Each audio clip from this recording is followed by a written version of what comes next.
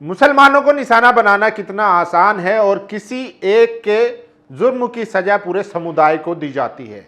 जी हाँ, ऐसा ही मामला आया है नासिक में। नासिक में टीसीएस कंपनी में एक मामला उजागर हुआ है जिसमें कहा जा रहा है कि वहां पर धर्मांतरण का खेल चल रहा था, वहां कॉरपोरेट जिहाद हो रहा था। लेकिन इसकी हकीकत क्या है वो आज आपको इस पूरी वीडियो में बताऊंगा। लेकिन जिस तरीके से मीडिया ने पूरे समुदाय को टारगेट किया है, ये कोई पहला मामला नहीं है। इससे पहले भी देखिए, मीडिया हो या तमाम ऐसे सो कॉल्ड हिंदू रक्षक संगठन हो, उनको बस एक मौका चाहिए होता है जिसमें मुस्लिम एंगल मिले और वो पूरे समुदाय को घेरे या उसको फिर कटघरे में खड़ा करे या निशाना बनाए। सोचिए, देखिए, कोई भी इंसान या मुसलमान को ही ले लीजिए, कोई भी मुसलमान संत नहीं है और कोई भी मुसलमान क्रिमिनल नहीं है। ये बात आपको मान के चलनी पड़ेगी। यानी कि अगर कोई मुसलमान कहे कि नहीं, मुसलमान ऐसा नहीं करते, तो ये भी सरासर गलत है। और कोई ये कहे कि मुसलमान सिर्फ यही करते हैं, तो ये भी सरासर गलत है। टीसीएस में आरोप लगाया जा रहा है कि वहां पर जो एचआर निदा खान थी, वो और उसके साथी मिलकर तमाम हिंदू लड़कियों को कन्वर्जन के लिए फोर्स करते थे, उनको नमाज पढ़ने के लिए फोर्स करते थे, उनको रोजे रखवाने के लिए फोर्स करते थे। ये मीडिया आपको दिखा रहा है। एक मीडिया ने तो छापा है कि लोग वहां पर नमाज पढ़ते थे, रोज अपने हाथ मुंह धोते थे। ये सब देखकर मैं बहुत डरा हुआ महसूस करता हूं। भाई, किसी के नमाज पढ़ने से, इबादत करने से किसी को डर कैसे लग सकता है? लेकिन ये एक तरीके का मुस्लिम फोबिया पूरे भारत में फैला दिया गया है। सोचिए, वो लोग जो कहते हैं कि ये जिहादी कम पढ़े लिखे लोग पंचर बनाते हैं, उनको अब पढ़े लिखे और कामयाब मुसलमान भी पसंद नहीं है। दरअसल ये नफरत का नतीजा है जो मीडिया ने पिछले 12-13 सालों में पूरे समाज में घोल दी है। आज अगर पढ़ा लिखा मुस्लिम अच्छा कारोबार कर रहा है, जॉब कर रहा है, तब भी इन लोगों को वो पचता नहीं है। इसीलिए दो लोगों के रिलेशनशिप को पूरी तरीके से ऐसे दिखाया जा रहा है कि जैसे वहां पर बहुत बड़ा जिहाद हो रहा था। कहा जा रहा है कि वहां पर जबरदस्ती बीफ खिलाया जा रहा था।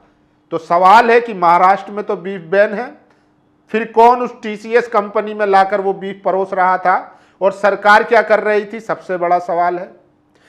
दूसरा आरोप लगाया गया कि वहां पर जबरदस्ती रोजे रखवाए गए थे। तो भैया, रमजान में 4 बजे उठकर सेरी करना होता है, तो क्या टीसीएस में दफ्तर खुला रहता था? और सेरी का इंतजाम कौन करता था? ये भी सबसे बड़ा सवाल है। और रहा तीसरा सवाल कि वहां पर नमाज के लिए भी जबरदस्ती की जाती थी। तो सबसे पहली बात, जो मुसलमानों को जानते हैं या इस्लाम को जानते हैं, उनको ये बेसिक पता होगा कि इस्लाम में जबरदस्ती नाम की कोई चीज ही नहीं है।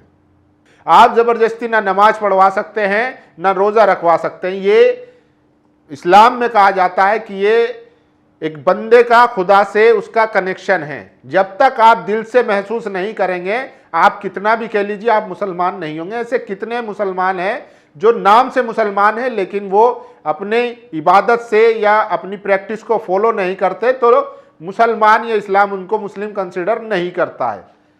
तो ये भी बात कहीं ना कहीं सवाल उठता है कि आप लोगों को जबरदस्ती नमाज कैसे पढ़वाई जा रही थी और आप उसमें क्या पढ़ते थे, कौन सी आयत, कौन सी सूरत? सबसे बड़ा सवाल यही है। वहीं अब मैं केस पे आता हूं। देखिए, ये मामला आज का नहीं है, 2022 से ये चल रहा है। दरअसल जो विक्टिम है और जो एक्यूज्ड है, मैन एक्यूज्ड, उनके बारे में कहा जा रहा है कि डिफेंस के लॉयर बाबा सैयद बताते हैं कि दरअसल जब पहली एफआईआर हुई, एक एफआईआर हुई थी 376 की, जो मैन एक्यूज के खिलाफ थी, जिसमें हरेसमेंट का आरोप लगा था, उनको धोखा देने का आरोप था। जबकि इसमें कहीं भी जबरदस्ती धर्म परिवर्तन का आरोप नहीं था। ये पहली एफआईआर की बात जो है डिफेंस के वकील बाबा सैयद बताते हैं। उसके बाद फिर अचानक इन्वेस्टिगेशन बढ़ती है और फिर अचानक से 7 और एफआईआर हो जाती है। अब कुल मिलाकर इस केस में 9 एफआईआर हो चुकी है और 7 लोग जो है पुलिस हिरासत में हैं। एक आरोपी की पत्नी बताती है कि दरअसल ये मामला जो है इन दोनों की रिलेशनशिप का था। ये दोनों पहले स्कूल कॉलेज से एक दूसरे को जानते हैं।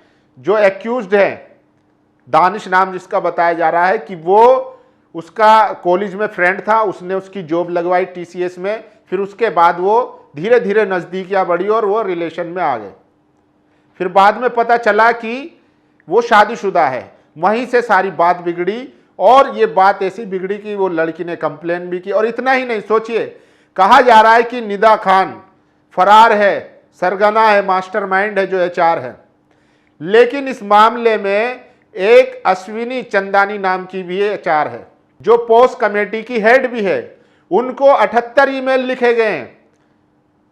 कंपनी ने जब कोई एक्शन नहीं लिया, जब वो दानिश उसको बार बार हरेस कर रहा था, सेक्सुअल एक्सप्लॉयटेशन कर रहा था, वो लड़की बार बार वहां पर कंपनी में मेल लिख रही थी, फोन्स कर रही थी, कॉल कर रही थी, लेकिन उसकी कोई समाधान नहीं हुआ।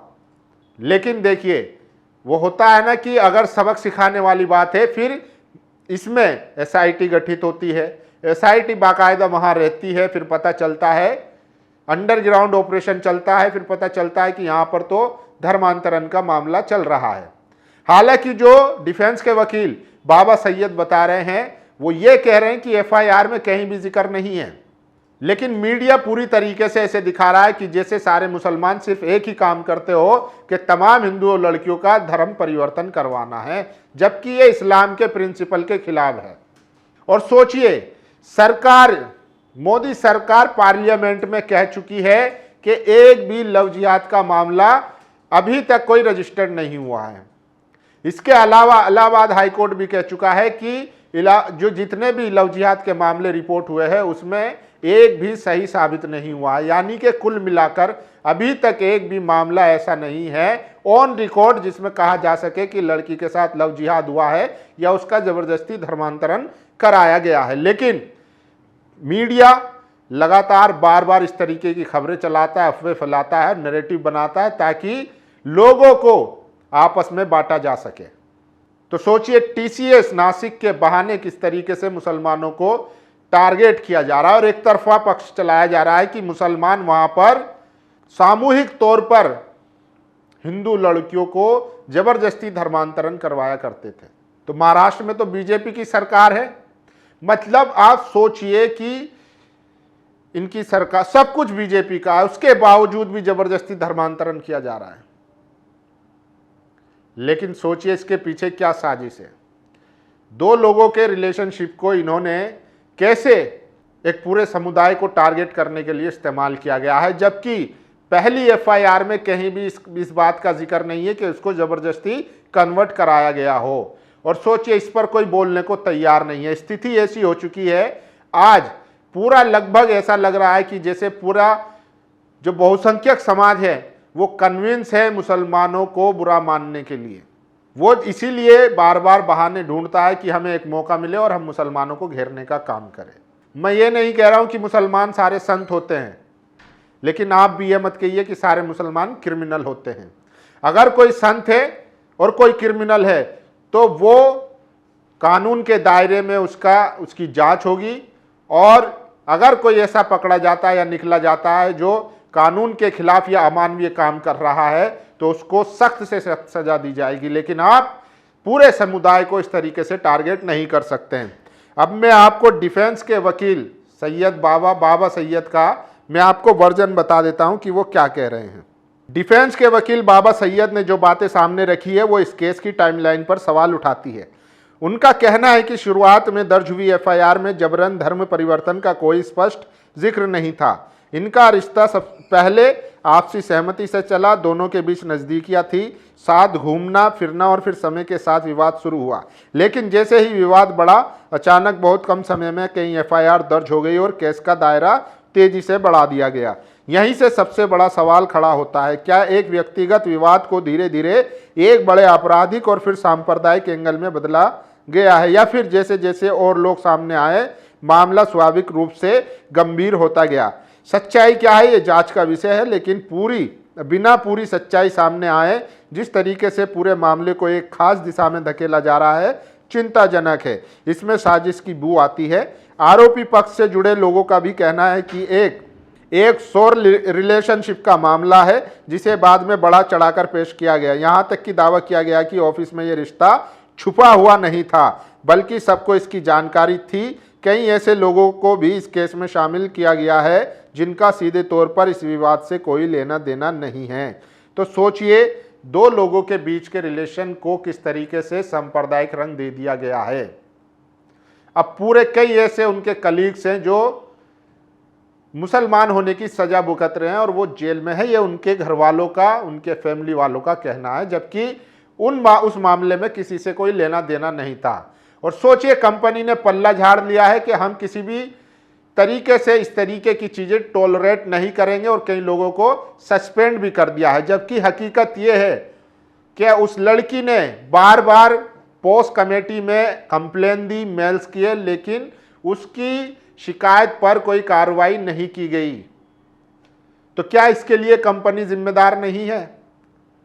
लेकिन लोगों को तो दिखता है कि मुस्लिम एंगल है और तमाम सोशल मीडिया पर जिधर विधर जो है अपनी कुंठा निकालने आ जाते हैं कि मुसलमान देखो किस तरीके से लव जिहाद कर रहा है और हिंदू महिलाओं का शोषण कर रहा है, उनको जबरदस्ती कन्वर्ट कर रहा है। बाकी देखते हैं, डिफेंस के वकील बाबा सैयद ने अपना वर्जन रखा और उन्होंने कहा है कि इसमें शुरुआती एफआईआर में किसी भी तरीके से कन्वर्जन का जिक्र नहीं था। बाकी हमने आपको सच्चाई बताई है। अगर आपको सच्चाई पसंद आई हो तो इस वीडियो को ज़्यादा से ज़्यादा शेयर कीजिए। शुक्रिया। नेशनल दस्तक की आपसे गुजारिश है कि अगर इसको बचाना चाहते हैं तो नेशनल दस्तक को सब्सक्राइब करने के लिए रेड कलर के सब्सक्राइब बटन को दबाएं, फिर बेल आइकन की घंटी दबाएं। नेशनल दस्तक को बचाने के लिए बहुत जरूरी है कि हर खबर को शेयर करें, लाइक करें, कमेंट जरूर करें।